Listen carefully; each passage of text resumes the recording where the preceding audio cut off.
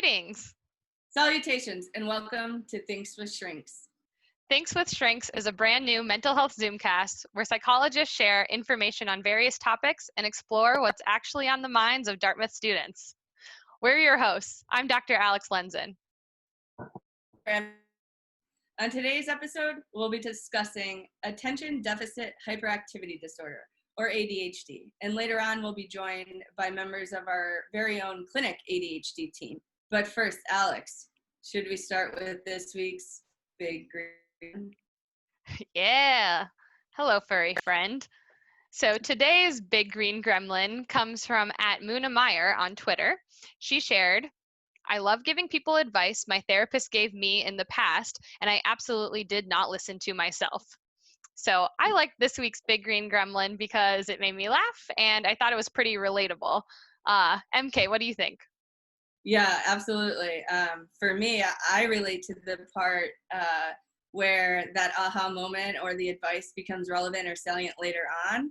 And as a therapist, obviously, that brings me comfort that, just because somebody may not be implementing a strategy or building in the room, it doesn't mean that we haven't sort of planted the seed that might sort of come online down the road. So Yeah. I take comfort in this week's Gremlin, actually. Yeah, definitely. I think from the therapist perspective or I guess both are from a therapist perspective, but also when I'm giving advice to my clients that I know I don't always follow, I'm like, yes, okay, this is relatable on multiple levels.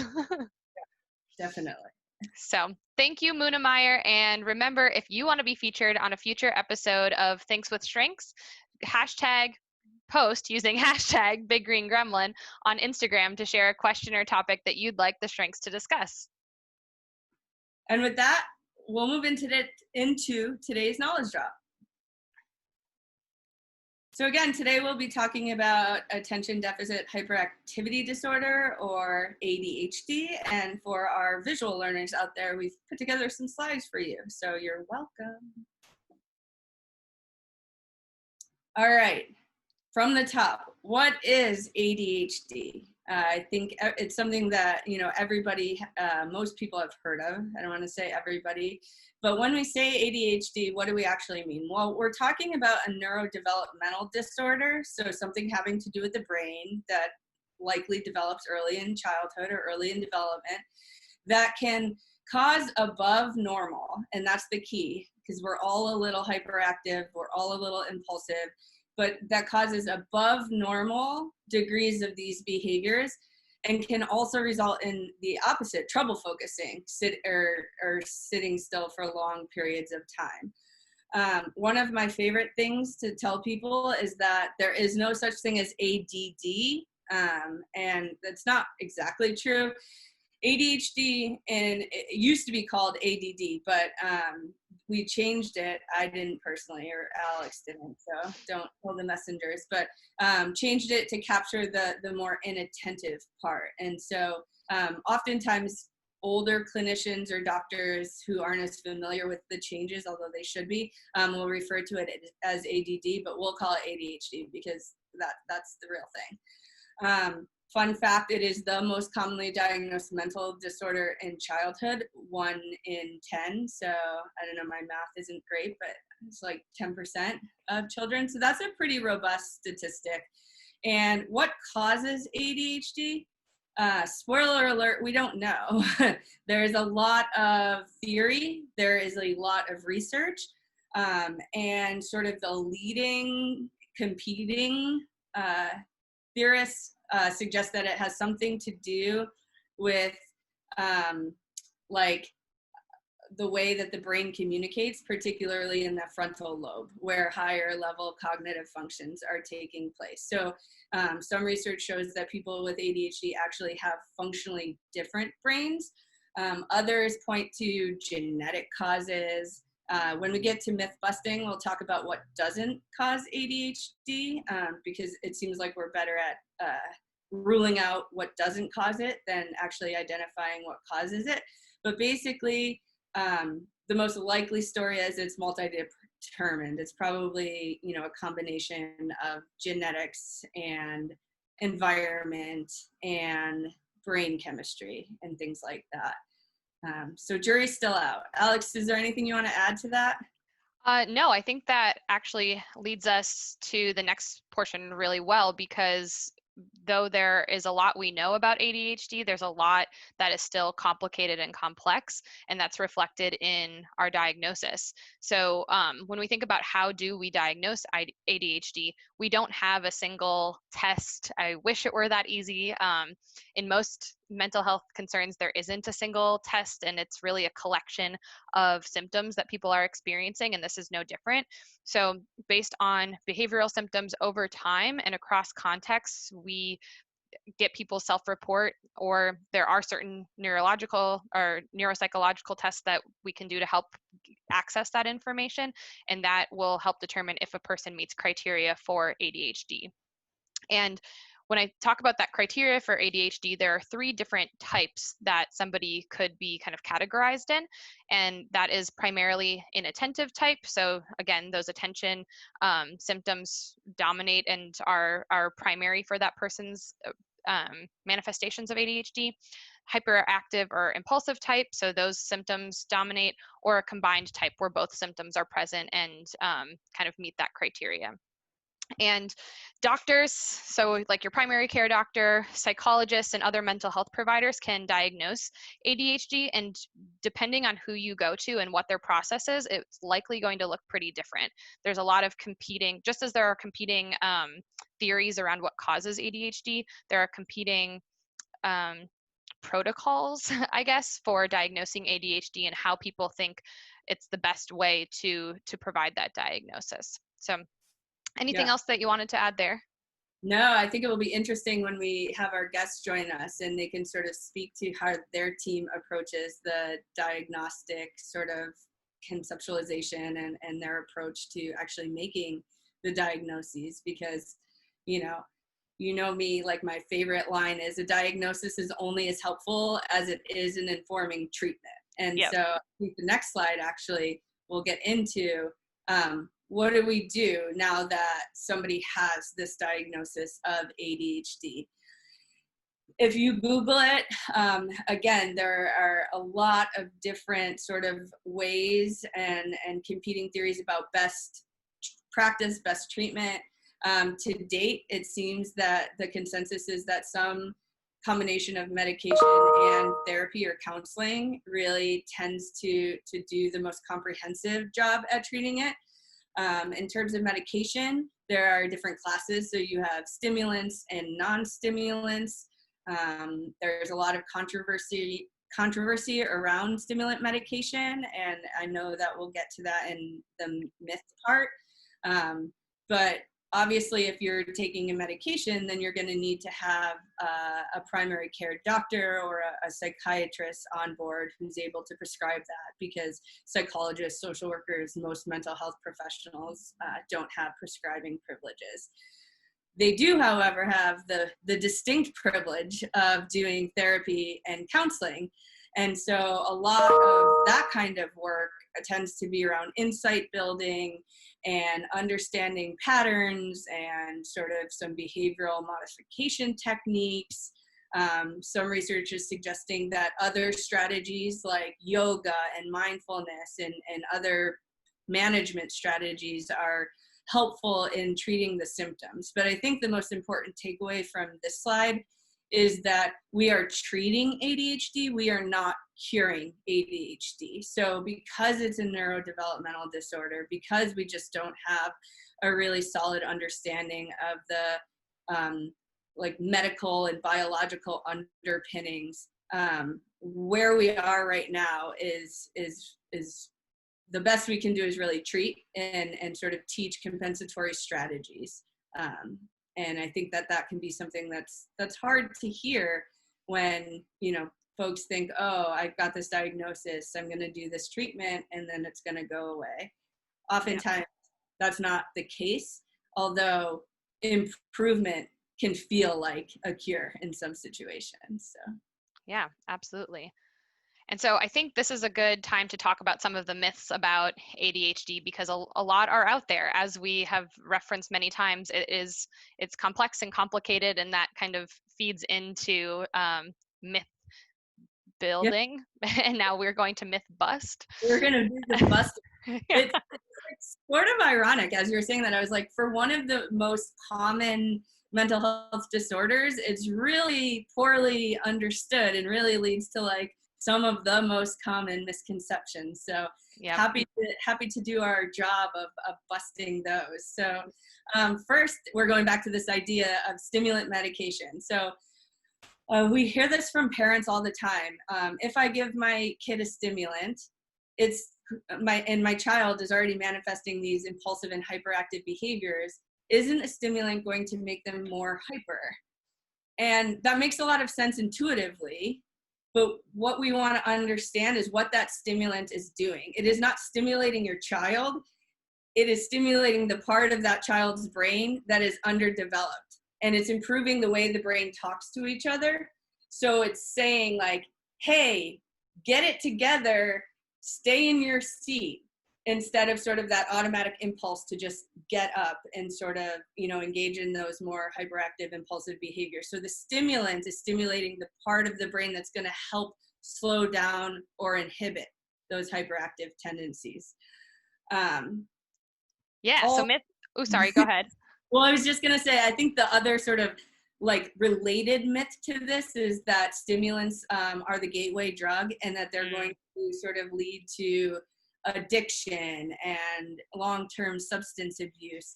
And the research to date really isn't bearing that out. There's certainly some addictive properties around stimulant medication, and that's what it does, and it would work for anybody. But there's not a lot of support behind this notion that someone is going to start a stimulant medication and then be addicted to it. And I think that has to do with the fact that, unlike a lot of our other psychotropic drug options, stimulants have a really quick half-life. So they're in your system and they're out of your system pretty quickly. So if it's gonna work for you, you'll know relatively quickly. So myth number 2, only boys get ADHD.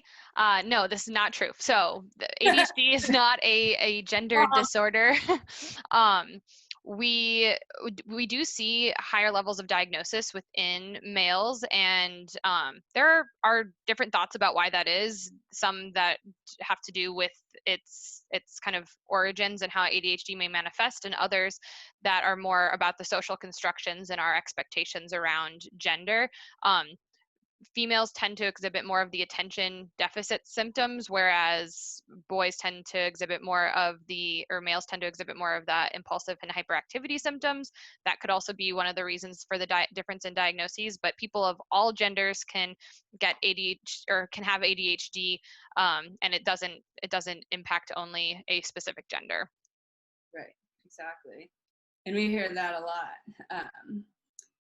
Another thing that we hear a lot is ADHD isn't a real disorder, or my child or my partner or this individual with ADHD is just lazy, or just needs more structure and more support. And I think the research coming out of like neurobiology, where it's supporting the sort of the genetic links and the brain function studies, is a really great sort of hammer to just lay down on this myth. Like, it is a real thing. It is not someone being lazy. It is impairing. It gets in the way of functioning. It is legitimate. And I think most importantly, it is treatable. And so I wish that, much like we have taken other mental health terms and started using them colloquially, or like, oh, that person is crying, they're so depressed. We've sort of turned the corner, and we're doing a similar thing, in my opinion, with ADHD. Like, oh, I'm so ADHD, I'm so inattentive. And you don't see that sort of characterization in the mainstream with medical disorders. And so I think ADHD also catches that rap because of the way that it gets discussed, with sort of this glib, conflation with just not paying attention. Mm-hmm, mm-hmm.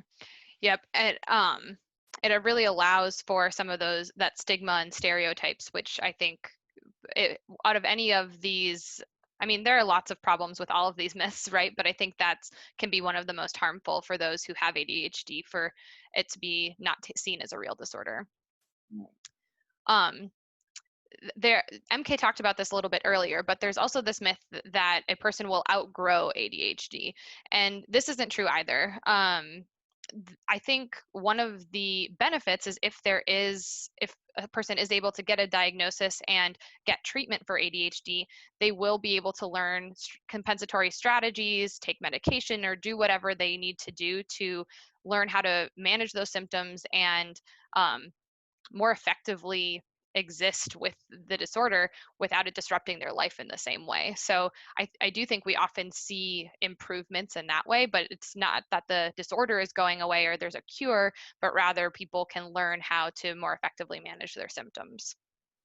Right, exactly. And I think that myth sort of has a lot to do with our sort of lay understanding of it as primarily a childhood disorder, and that that's not to say that there aren't plenty of adults who sort of weren't diagnosed in childhood but go on to get the diagnosis in adulthood. And so this idea, like, I love that now we're thinking about it as more of a neurodevelopmental disorder that's not caused by poor parenting or a lack of discipline. And I think especially for parents, but for anyone who sort of thinks that, oh, this child is acting out or a bad seed or lazy or unmotivated, it must be because the parents didn't provide enough structure or they didn't discipline their kids. And certainly structure is helpful. Sort of, we are creatures that like routine, and we are just as receptive to behavioral strategies as other mammals, but there's no research that sort of like consistently says that parenting leads to ADHD. So if we want to blame the parents, though, some of us feel more comfortable doing that. Not me, mom and dad, if you're listening.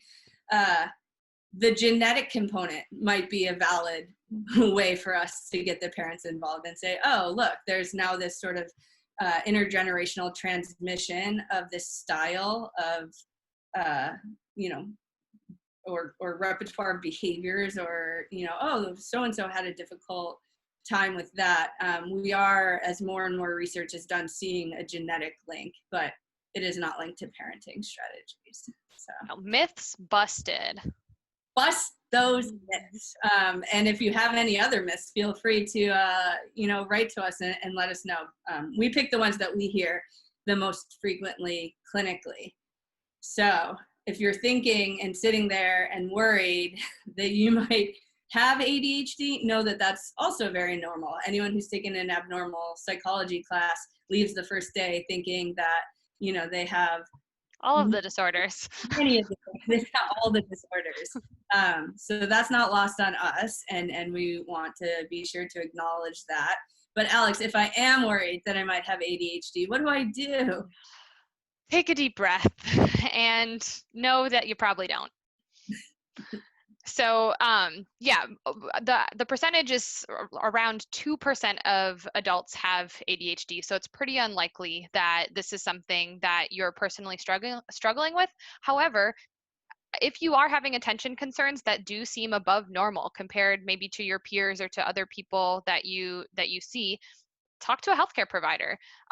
Contact Dick's House, call our counseling center, and we can help to get a little bit more information and help you figure out what might be going on. Attention concerns come up in a lot of different ways for a lot of different reasons. We all experience them at times. So even if it's not something that fits into this category of ADHD, it's often helpful to have a consultation with a therapist or another healthcare provider who can give you some ideas for what might be helpful in your particular situation. Yeah. And this might be a perfect time for us to go to the experts and welcome our guests on today's show. Awesome. Let's do it. Hi, everyone. Welcome to Thinks with Strengths. Thanks so much for being here. why don't we start off with having each of you introduce yourselves and tell us a little bit about your role at the Counseling Center? Doctor Who, you can I'm start. Dashi Who, MD. I am a real Doctor Who. I'm the main staff psychiatrist at the Counseling Center. So my main role is prescribing medications, evaluating students and prescribing medications for them. And then I do a little counseling and clinical hypnosis on the side. Awesome, thank you. I'm Dr. Todd Lindsley. I've been at the Counseling Center about 7-8 years and do individual, couples, and group therapy in addition to a lot of the ADHD assessments in our office. Cool, thank you. And I'm Dr. Alicia Key. I'm also one of the Bearcats, obviously, and I'm one of the counselors. This is my second year here. First year as a staff member. Last year I was a postdoc. All right, thank you. Yeah, welcome everyone. Thank you for being here. And you just referenced it, and I heard through the grapevine that collectively you refer to yourselves as the Bearcats. Can someone tell us a bit about where that name came from, and also what do the Bearcats do? Okay. I can hold So up the Bearcats this visual. is an informal name that, yeah, it's hard to see on that, isn't it? Let's see, what's the short version? There's a well-known comic strip from the past called Pogo that, for example, there was a riot about Pogo in Harvard in 1952, I found out. And there was this panel I remembered from a Pogo comic where Pogo says, hooray for me, I as a Bearcat. And so when the ADHD team was getting formed and we were doing such great work, it just seemed natural to think we as Bearcats. And so that's how we got the name. And that's actually the panel that it came from, but I altered it. So it's hard to tell, but you can actually see some of the elements of what we do for our ADHD eval. There's a self-report survey that we have people filled out called the ASRS, and then our evaluation questions, and then a computerized neuropsychological profile called the CNS vital signs. So Mother Goose, that's Mother Goose, saying all those things. So that's how we ended up being informally called the Bearcats, but the official name I think is the ADHD team. Yeah, awesome. I like the fun informal name. It makes, switches things up a little bit. So, I'm sorry. I think I cut off the rest of your question. Yeah, so Bearcats and or ADHD team, one and the same. What is it that you do? What services do you provide at the Counseling Center? I can answer. We came into being as a team because ADHD assessments can be complicated and they're done differently a lot of places, and we wanted to spend some time and energy coming up with a system that we felt comfortable with, that felt reliable to us, and represented a good mix of where the sort of state of the art is in terms of the options for doing ADHD assessments, so that students would have access to an ADHD assessment without going through a lot of the extra hoops that sometimes are necessary when you go into the community, which can be much more expensive and much more time consuming. So our team came together to come up with a system that we felt was adequate and also efficient, both financially and time-wise, to provide the service to as many students as possible. So that's the main thing we do. But ADHD is actually a significant percentage of the students who come seeking services at the Counseling Center, and so we also subsidiarily have been thinking about how to provide better services for students with ADHD in general. And so, for example, this past term we organized a series of talks that I think we're going to hear about later.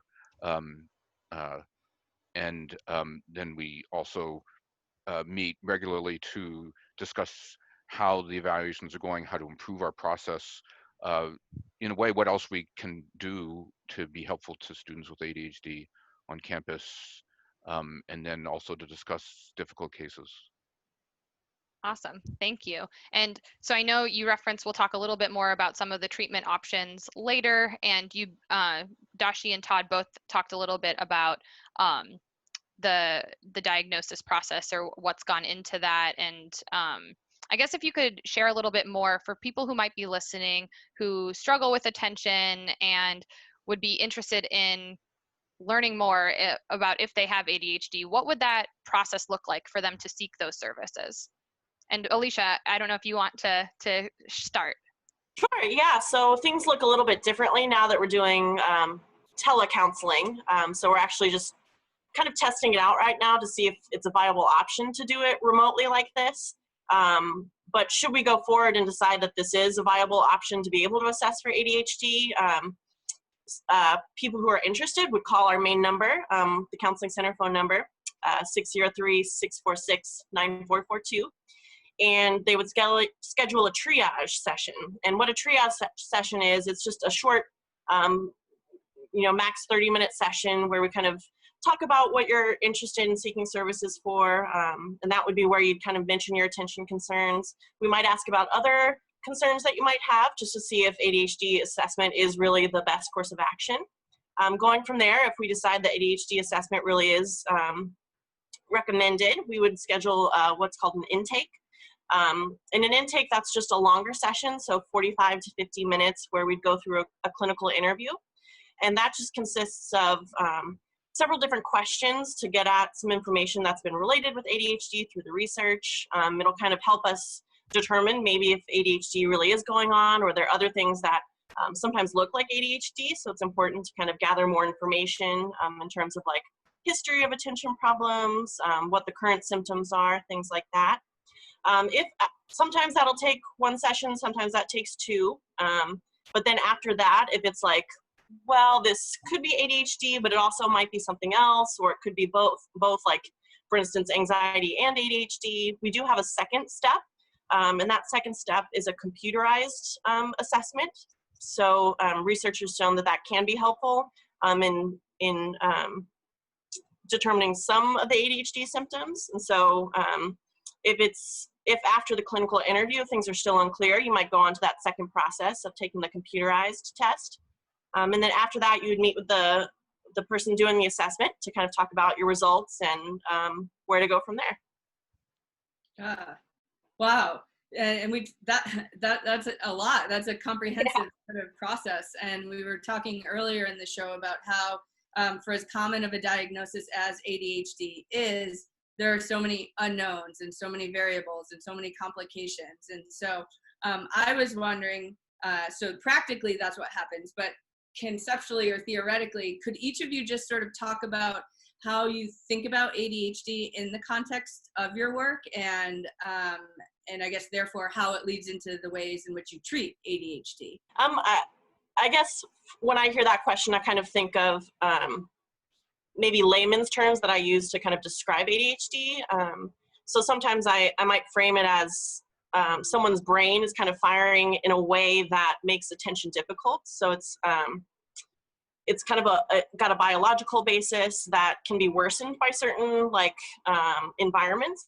So for instance, sitting through a lecture or reading a book can be very difficult if you have ADHD because of the way that your brain is firing. So it can make focusing for longer periods of time more difficult. Sometimes it looks like needing a higher level of stimulation in order to be able to focus, or kind of shifting from one thing to another to be able to really pay attention. So I guess that's one way that I kind of think about it, is I guess the biological kind of side of things.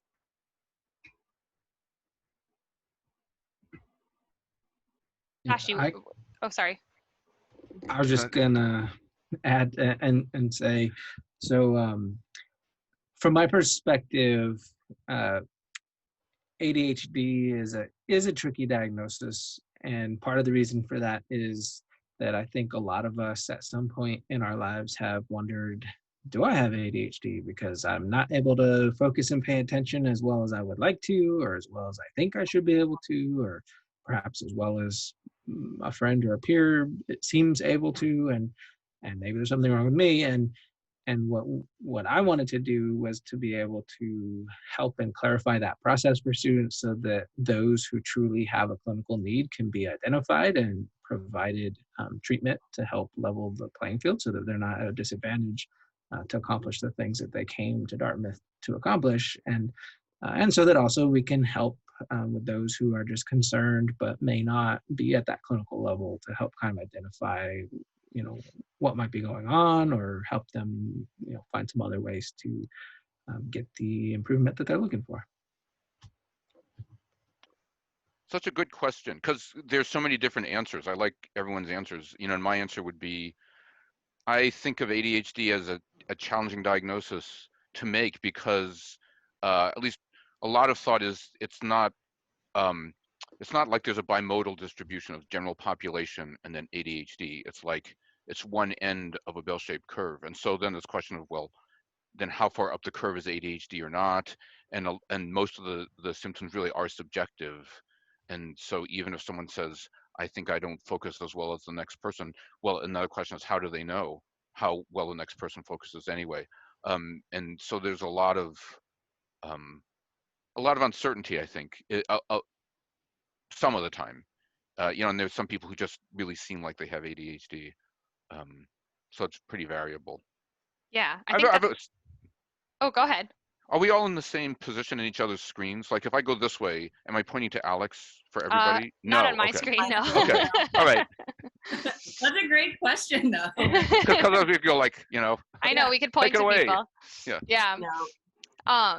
No, but I really appreciate hearing your different perspectives, and I think there's some of the variability that's reflected in your responses as is reflected in kind of the general population and the confusion sometimes around ADHD in the general public. And I guess along those lines, I'm curious what you see as some of the most common misconceptions about ADHD, or if people are coming into you, maybe what they think ADHD looks like, where you're like, no, that's not it.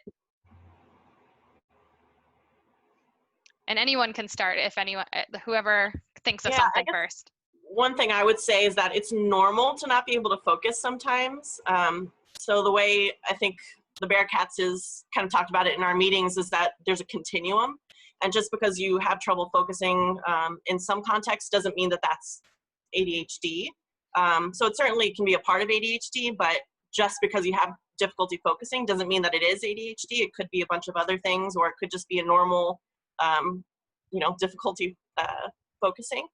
I think another one is lack of motivation tends to be pretty common that brings students in, maybe questioning if they have ADHD. Again, it could be a part of ADHD, but there's also a lot of other things that could also contribute to a lack of motivation. So I wouldn't say that in and of itself is the hallmark of ADHD. You took one of my answers, but that's okay. Let's see. I think, I don't know, a misconception is how long the normal student is actually able to focus before they get distracted, I think.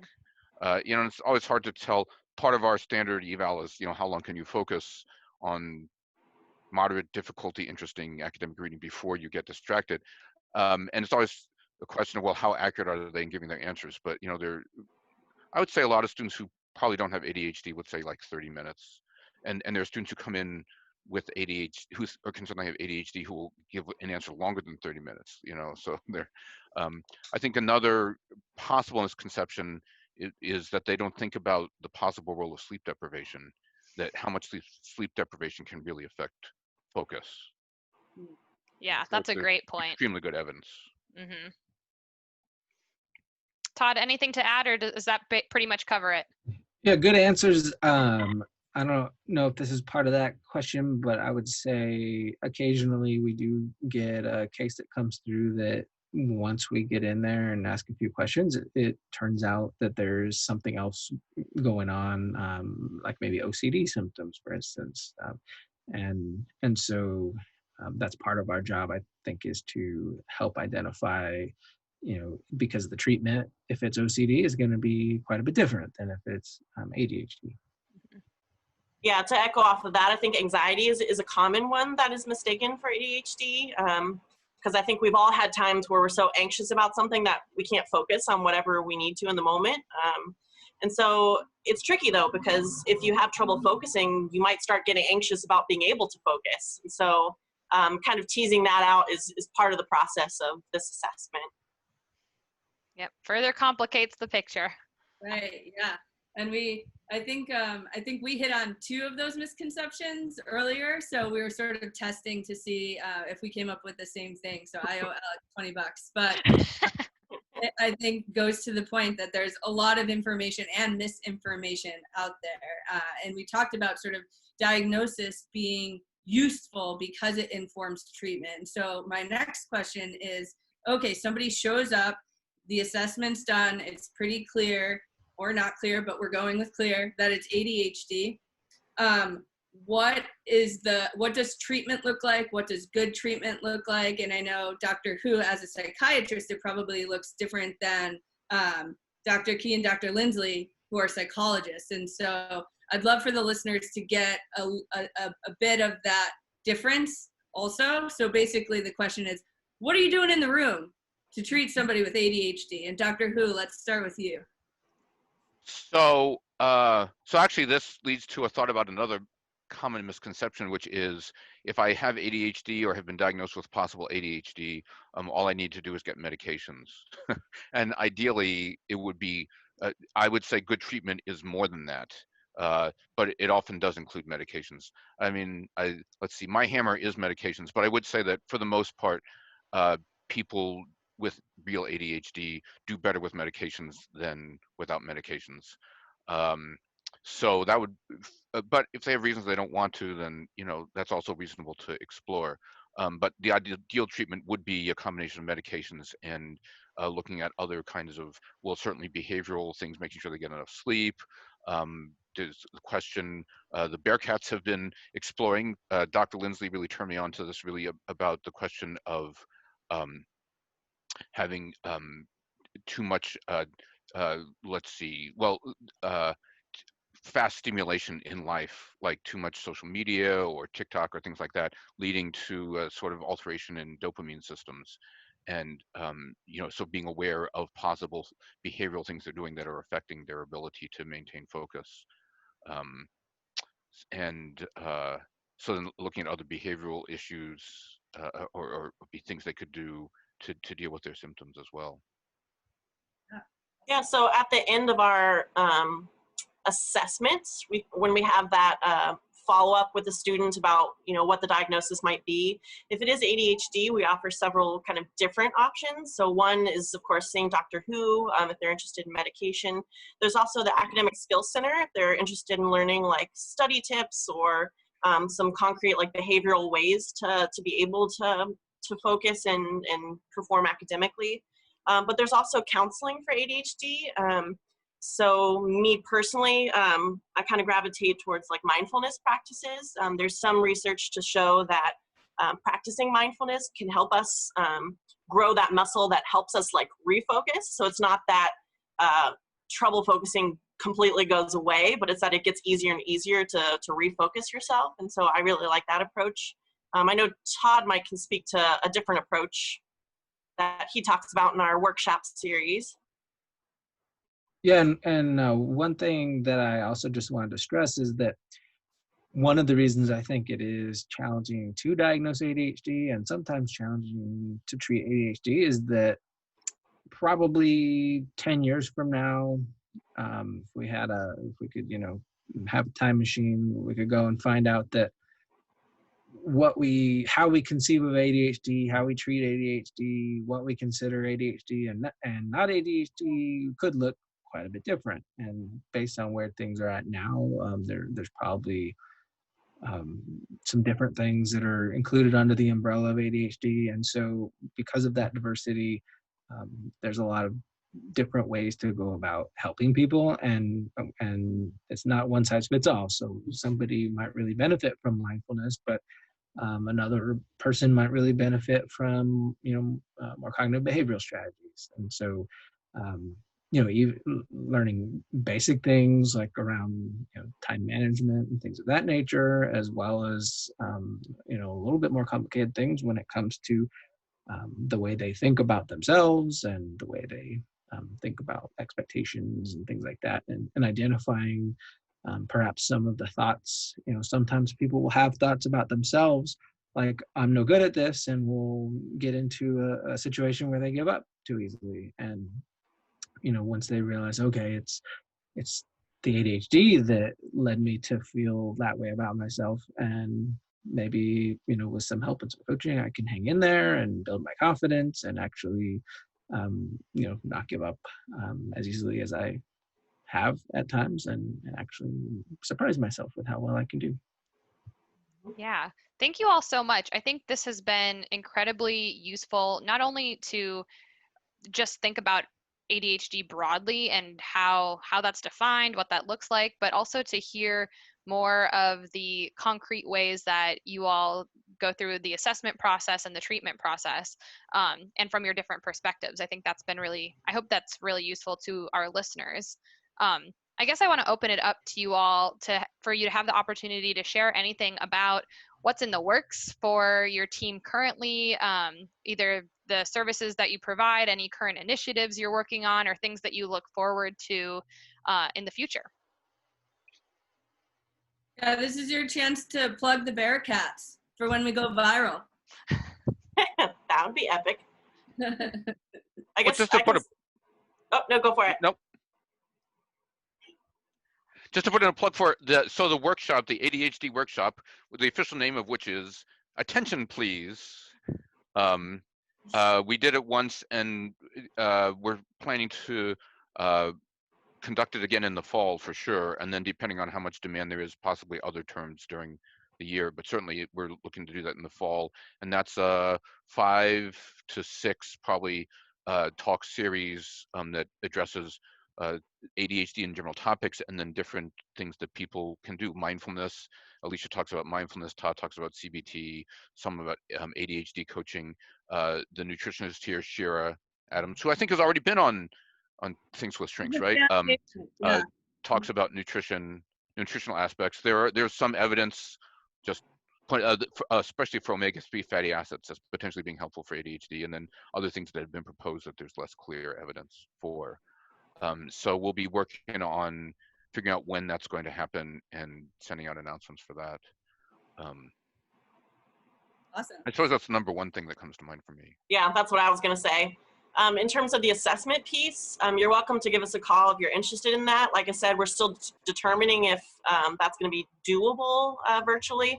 But if you are interested, you can call the counseling center and at least get put on a list, and then we can contact people if and when we figure out if that's a viable option. Yeah, awesome. I'm super excited, especially about the Attention Please workshop series or talk series. I have had people say very good things about that, so I'm excited for more students to get the opportunity to participate. Yeah. So I know you all know this from watching episodes 1 through 5 very diligently and closely. And if you don't know this, I'm going to tell you, we end our Zoomcast with the tagline, "You can do hard things."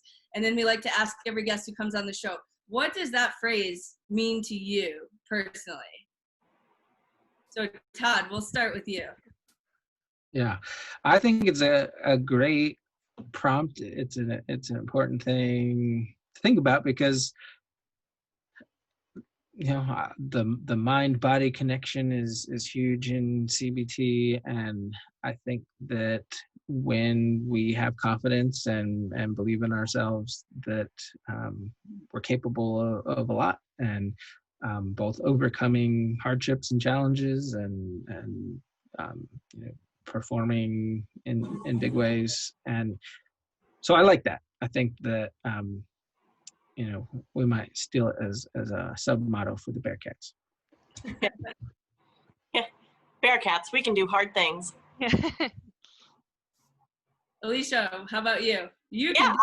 I love this quote. So you shared this with me actually MK printed this quote off and put it on my bulletin board, because I have a bulletin board full of inspirational quotes. And I've actually used this one relatively recently. So sometimes I find like confrontation slash strong assertiveness difficult. And so there was one incident where I had to be kind of confrontational with a babysitter in regards to how they were caring for my child. And so I was like, oh my gosh, I don't want to like make anyone mad. But then I was like, you know what? I can do hard things. I'm a grown up. I'm a mother now. And so I went in there and I did it. And I was like, oh my gosh, that was actually not as hard as I thought it would be. So for me, it's a statement that I can tell myself to remind myself that the fear of the thing itself is often worse than doing the thing itself. And I'm perfectly capable of making those decisions. I just have to remind myself occasionally. Awesome. I love that. And Dashi, I'm very excited to hear your answer, given all of the facial expressions I've seen in anticipation. Well, because I was thinking, because I actually hadn't heard this phrase that I remember until yesterday, so it hasn't meant a lot to me before yesterday. But I guess to me it says that most/all people are capable of doing more than they think they are. Yeah. So you all are motivating me just hearing your answers to the question. So I like this. One of the ways that we kind of put this into practice in our episodes is by doing things on a little bit of a lighter note. Actually, Alicia already kind of did this a little bit, but if we ask each guest to share maybe a hard thing that you've done recently, or even sometimes just sharing about ourselves can be difficult. So sharing something, a hidden talent, or something that you've challenged yourself with recently. And I guess, yeah, we'll go in reverse order. And Dashi, you can start if you feel ready. Okay. So I've been challenging myself recently to learn to play the bassoon. Awesome. Among many other instruments that you already play. Yeah, that was kind of the last standard woodwind, so I thought I would try and add it. That's crazy. Alicia, how about you? Well, you already heard, I know you already told the story, so if you choose to pass, you can. Yes, I'll just say motherhood in general has been difficult, but I can do it. Yeah, you can do hard things. I can do hard things. The hard part is realizing that this is like a lifelong commitment. Yeah. I love it, but the idea is daunting. But Absolutely. Other than that, I'm also studying for the licensure exam, and that is also a hard thing. It You is. can do hard things. And you can do it. I can do it. And Todd, how about you? Yeah, I had a summer project since around Easter. My daughter fell in love with the idea of having ducks. And so I broke down and got her 2 baby ducklings, and they grow up fast. And the bigger they get, the bigger the space that they require. And so I had to build a duck house. I never built a duck house before. And there was definitely times where I was scratching my head, where do I go with this? But, worked at it. One of the nice benefits of social distancing is more time to do things like build duck houses. So I went from never building a duck house to having a nice place in the yard for the ducks to live. And it was hard, and it took some, reassurance that not to give up, but hung in there, and now the ducks have a duck house. Was it everything I saw it one up to be?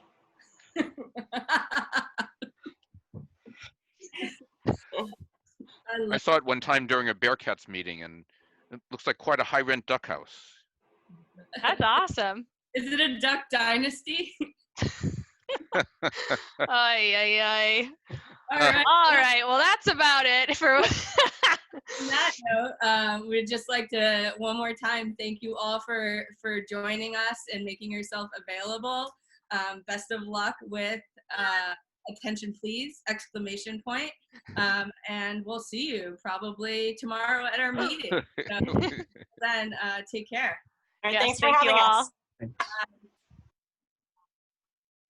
And that's our episode for today. We hope you'll join us next week when Thinks with Shrinks discusses religion, spirituality, and mental health with our guests, Daveen Litwin and Khalil Abdullah from the Tucker Center.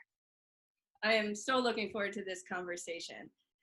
And until then, remember, you can do hard things.